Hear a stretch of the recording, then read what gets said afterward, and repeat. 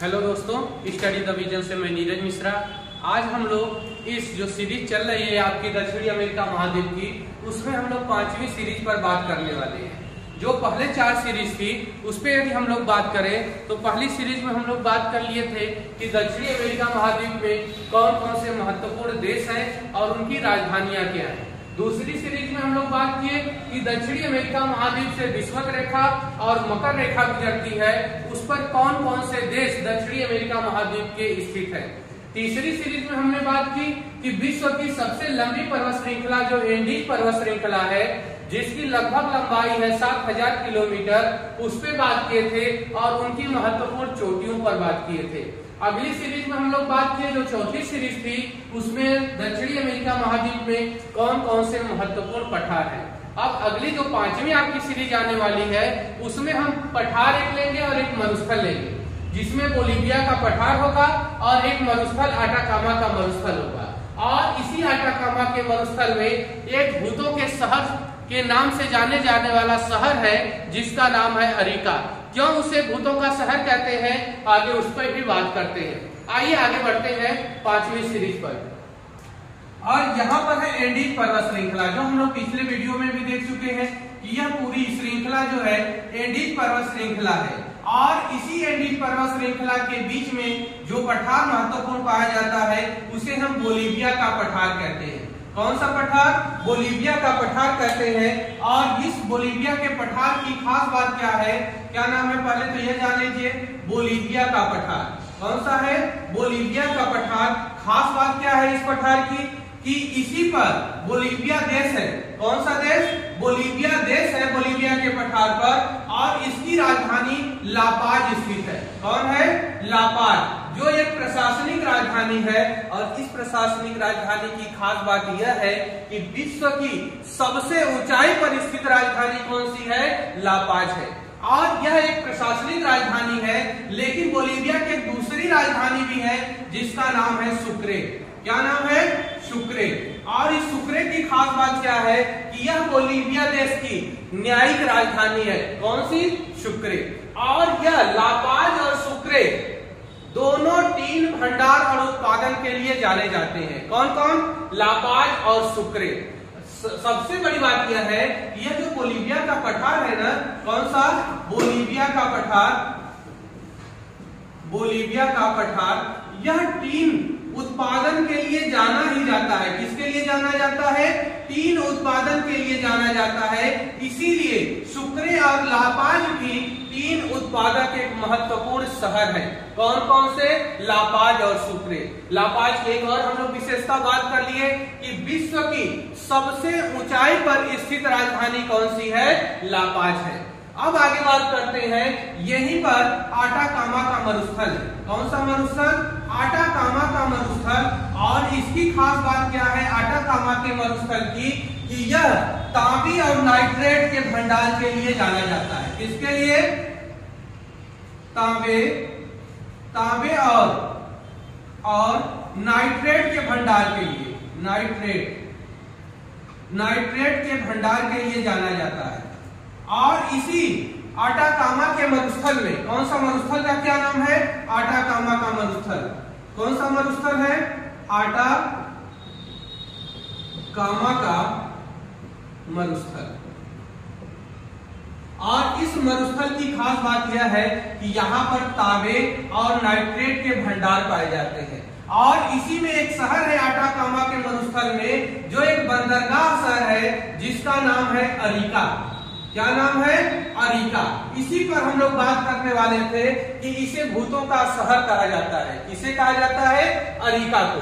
क्यों कहा जाता है, आइए इसमें बात करते हैं। यह जो अरिका है ना, यहाँ पर कलीचा पाया जाता है। कौन सा? कलीचा।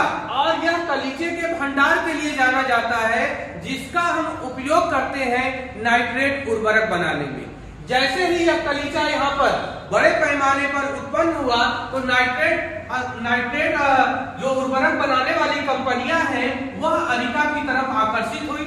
और जब यह आकर्षित हुई तो जगह जगह नाइट्रेट उर्वरक बनाने के लिए कारखाने या उद्योग धंधों की स्थापना हुई। और जैसे ही अरिका से कलीचे का भंडार, किसका भंडार? कलीचे का भंडार समाप्त होने लगा तो धीरे धीरे यह कंपनियां क्या करने लगी, पलायन करने लगी, और साथ में इन कंपनियों के जो मजदूर आए थे वह भी धीरे धीरे पलायन करने लगे। अब इस पलायन करने का नतीजा क्या हुआ कि यह धीरे धीरे शहर खाली होने लगा, और एक तरह से कहा जाए तो यह पूरा शहर सूना सा पड़ गया। इसीलिए इस अरिका शहर को बोलते हैं भूतों का शहर। किसको बोलते हैं? भूतों का शहर। किसे बोलते हैं? अरिका को बोलते हैं। क्यों बोलते हैं? यह जो कलीचे का भंडार था, नाइट्रेट उर्वरक उत्पादन करने वाली कंपनियां इस कलीचे का इतना व्यापक पैमाने पर दोहन की कि यह कलीचा धीरे धीरे समाप्त हो गया। जब यह कलीचा समाप्त हो गया तो यह कंपनियां यहाँ से पलायन करने लगी, और साथ में जो मजदूर थे वह भी पलायन करने लगे, और यह शहर सूना सा पड़ गया। कौन सा शहर? अरिका। इसीलिए अरिका को भूतों के शहर के नाम से जाना गया। और सबसे बड़ी बात कि यह दक्षिणी अमेरिका महाद्वीप का एक शुष्कतम शहर भी है। कौन सा?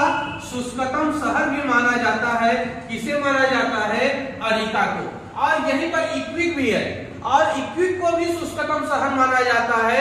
अरिका और इक्विक दोनों शुष्कतम शहर के लिए जाने जाते हैं। और यह दोनों शहर कहाँ पर है?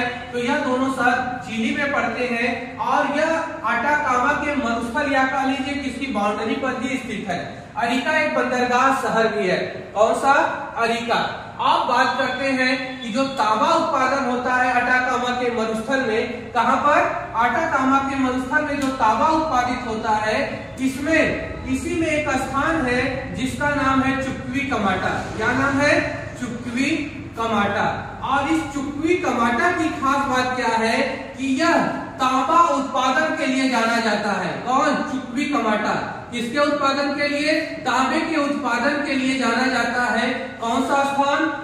चुक्वी कमाटा। और सबसे बड़ी बात कि इसे चुक्वी कमाटा को तांबे की राजधानी भी कहा जाता है। तांबे की राजधानी किसे कहते हैं? तो चुक्वी कमाटा को कहते हैं। किसे कहते हैं? चुक्वी कमाटा को किसकी राजधानी बोला जाता है? तांबे की राजधानी बोला जाता है। पिछले जब हम लोग उत्तरी अमेरिका में हम लोग बात करेंगे, अभी वीडियो उसका नहीं अपलोड हुआ है। उत्तरी अमेरिका महाद्वीप में एक मैक्सिको का पठार है, और मैक्सिको के पठार पर एक स्थान मिलता है जिसका नाम है चिहुआहुआ। क्या नाम मिलता है? चिहुआहुआ। और इसकी खास बात क्या है चिहुआहुआ की कि यह चांदी के भंडारण और उत्पादन के लिए जाना जाता है। इसीलिए इसे चांदी की राजधानी कहते हैं। किसकी राजधानी? चांदी की राजधानी किसे कहा जाता है? चिहुआहुआ को कहा जाता है। यह चिहुआहुआ कहाँ पर स्थित है? तो यह मैक्सिको में स्थित है। कहाँ पर? मैक्सिको में। यदि चिहुआहुआ नहीं दिया रहता है तो हम लोग सीधे मैक्सिको देश पे बात कर लेते हैं कि मैक्सिको में चांदी का उत्पादन व्यापक पैमाने पर होता है। जैसे अटाकामा के मरुस्थल में तांबे का उत्पादन व्यापक पैमाने पर होता है, उसी तरह मैक्सिको में भी चांदी का उत्पादन व्यापक पैमाने पर होता है। आइए आगे बात करते हैं। और यह जो अटाकामा का मरुस्थल है ना, विश्व के शुष्कतम मरुस्थलों में से एक माना जाता है। विश्व के शुष्कतम शुष्कतम स्थानों में से एक माना जाता है, या कह लीजिए कि विश्व का जो शुष्कतम मरुस्थल है उसमें से एक माना जाता है। किसे? अटाकामा के मरुस्थल में। इसके 3 पॉइंट को विशेष रूप से ध्यान देना है। एक तो अरिका को ध्यान देना है जो चिली का एक महत्वपूर्ण शहर है, और यह किसके लिए जाना जाता है? कलीचे के भंडार के लिए जाना जाता था। अब इसका दोहन अधिक होने के कारण धीरे धीरे कलीचा समाप्त हो गया है। दूसरा कौन सा महत्वपूर्ण स्थान है? चुक्वी कमाटा। अब यह चुक्वी कमाटा भी तो चिली में पड़ता है। अब इसकी खास बात क्या है कि इसे तांबे की राजधानी कहा जाता है। यानी कि अगर चुक्वी कमाटा को हटा देता है क्वेश्चन में, तब बोलता है चिली को, चिली देश को देता है ऑप्शन में। और यह तांबे के उत्पादन और भंडारण के लिए भी जाना जाता है चुक्वी कमाटा। तांबे की राजधानी के नाम से कौन जाना जाता है? चुक्वी कमाटा जाना जाता है। चांदी की राजधानी के नाम से कौन जाना जाता है? चिहुआहुआ जाना जाता है। यदि इन दोनों स्थानों को हटा दिया जाए तो यह तुरंत देश में कन्वर्ट हो जाते हैं। यानी हम मैक्सिको की बात करें तो मैक्सिको की जब बात करते हैं तो यह बड़े पैमाने पर चांदी उत्पादक देश है मैक्सिको। ठीक पर्टिकुलर स्थान की बात करते हैं तो चिहुआ हुआ हो जाता है। लेकिन आटाकामा के मरुस्थल में कौन है काव्य की राजधानी? चुक्वीकमाटा। कौन है? चुक्वीकमाटा है। अगर चुक्वीकमाटा को नहीं देता है तो हम लोग ऑप्शन में चिली को चूज करते हैं। अब बात करेंगे यहीं पर यह बोलीविया का पठार हो गया और आटाकामा का मरुस्थल हो गया। यह इन दोनों ही स्थानों में जो महत्वपूर्ण चीजें थी हम बात कर लिए आपसे, और इसी जो बोलीविया का जो पठार है या बोलीविया देश है उसी में एक झील पाई जाती है। यह भी बहुत महत्वपूर्ण है जिसका नाम है टीटीकाका झील। कौन सी झील है? टीटीकाका झील। अब इसकी क्या खास बात है, इस पे भी आइए बात कर लेते हैं। टीटीकाका पे इस झील की खास बात है कि विश्व की सबसे ऊंचाई पर स्थित नवगम्य झील है। कौन सी? टीटीकाका झील। विश्व की सबसे ऊंचाई पर, विश्व की सबसे ऊंचाई पर स्थित नवगम्य झील, यह इंपॉर्टेंट है। नवगम्य झील के लिए यह जानी जाती है, यानी इसमें हम नौका चला सकते हैं। इसमें टीटीकाका झील में विश्व की सबसे ऊंचाई पर स्थित झील जिसमें हम नौका विहार कर सकते हैं, नवगम्य झील है। कौन सी? टीटीकाका झील, जो कहाँ पड़ती है? बोलीविया देश में पड़ती है। कहाँ पर? बोलीविया देश में। इसका कुछ भाग पेरू में भी है, लेकिन हम लोग बार बार इसको बोलीविया के नाम से ही जानते हैं। और यह पूरी तरह से, और या कह लीजिए इसका 80% हिस्सा जो है वह कहाँ पड़ता है? 80% हिस्सा तो यह बोलीविया में पड़ता है। कहाँ पर पड़ता है? बोलीविया में पड़ता है। और सबसे बड़ी बात है कि यही टीटीकाका झील है जो विश्व की सबसे ऊंचाई पर स्थित नवगम्य झील है। कौन सा?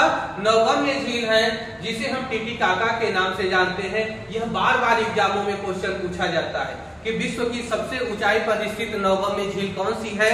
तो टीटीकाका है। यहीं पर एक पूपो झील भी है। क्या नाम है? पूपो झील, जो एक महत्वपूर्ण झील है, लेकिन इसकी कोई महत्वपूर्ण खास विशेषता नहीं है, इसलिए इसको जाने दीजिए। बस आप टीटीकाका पे फोकस करिएगा। क्यों फोकस करिएगा? कि विश्व की सबसे ऊंचाई पर स्थित नवगम्य झील है। यदि वीडियो पसंद आए तो लाइक, शेयर और सब्सक्राइब जरूर करिएगा। दोस्तों, इसको बड़े पैमाने पर अपने दोस्तों में शेयर करिए, जिससे इस वीडियो का लाभ सभी लोग उठा सके। हर एक सीरीज, इसकी पूरी सीरीज पर हम बात करेंगे, क्रमशः बात करते जाएंगे।